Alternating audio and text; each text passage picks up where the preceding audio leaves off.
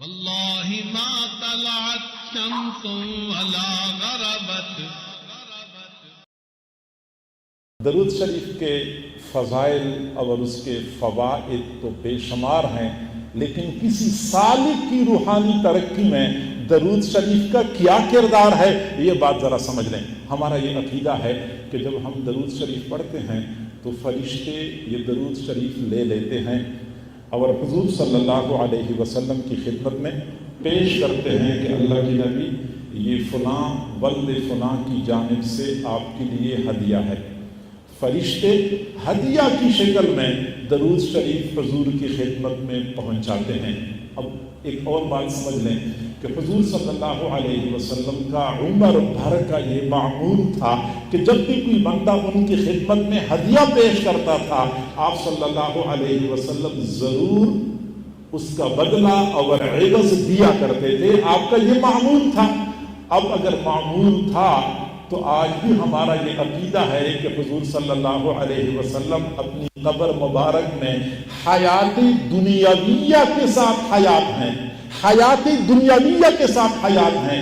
تو آج بھی میرے محبوب کا وہی دستور ہے، وہی طریقہ ہے کہ جب کوئی بندہ ہدیہ بیچتا ہے وہاں سے ضرور ہدیہ واپس بندے کو ملتا ہے.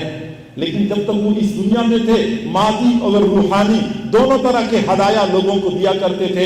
انما انا قاسم واللہ یعطی. لیکن جب دنیا سے تشریف لے گئے تو اگرچہ مادی ہدایہ تو وہاں سے نہیں آ رہے، لیکن روحانی ہدایہ کے تو ہم سارے قائل ہیں.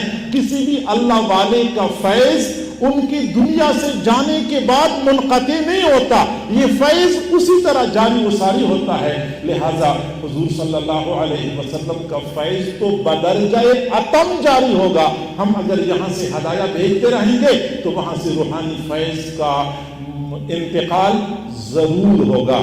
اس لیے ہمارے حضرات فرماتے ہیں کہ جو سالک مراقبات مشاربات کی مدارج سے گزر رہا ہوتا ہے، اس کو چاہیے کہ درود شریف زیادہ پڑھا کرے اور زیادہ ذوق شوق سے پڑھا کرے، کیونکہ مراقبات مشاربات میں حضور صلی اللہ علیہ وسلم کے لطائف سے بندے کو فیض ملتا ہے. اگر بندہ زیادہ درود شریف پڑھتا ہے، زیادہ ذوق شوق سے پڑھتا ہے، تو وہاں سے فیض کا ورود بھی بندے کو زیادہ نصیب ہوتا ہے. لہذا روحانی طور پہ وہاں سے فیض آتا رہتا ہے. اور یہی وجہ ہے کہ حضرت شاہ ولی اللہ رحمۃ اللہ علیہ نے لکھا ہے کہ میں مدینہ منورہ گیا. انہوں نے مدینہ منورہ میں جب وقت گزارا تو ان کو کچھ مکاشفات ہوئے. وہ ساری مکاشفات انہوں نے ایک کتاب میں جمع فرمائے ہیں. اس میں وہ لکھتے ہیں کہ میں ایک مرتبہ مسجد نبوی میں تھا، مراقبے کی حالت میں تھا. ایک عجیب منظر منکشف ہوا کہ میں نے دیکھا کہ گنبد خضرا سے نور کی شعاعیں پھوٹ رہی ہیں اور دنیا کے کونے کونے میں پھیل رہی ہیں. میں سوچنے لگا کہ یہ شعاعیں کہاں جاتی ہیں.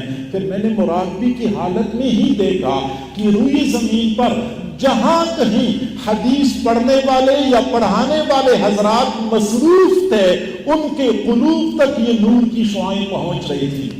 چونکہ حدیث پڑھنے پڑھانے والے کثرت سے حضور صلی اللہ علیہ وسلم کا نام نامی سامنے آتا ہے، تو یہ طلباء بھی درود شریف پڑھتے ہیں، استاد بھی درود شریف پڑھتے ہیں. وہ درود شریف کی کثرت کی وجہ سے حضور صلی اللہ علیہ وسلم کی گنبد سے، گنبد خضرا سے نور کی شعاعیں پھوٹ رہی تھی، ان کے قلوب میں پہنچ رہی تھی. تو اگر سالک یہ چاہتا ہے کہ حضور صلی اللہ علیہ وسلم کے قلب مبارک سے میرے لطائف میں انوارات آئیں، تو پھر چاہیے کہ بندہ درود شریف کی کثرت کرے.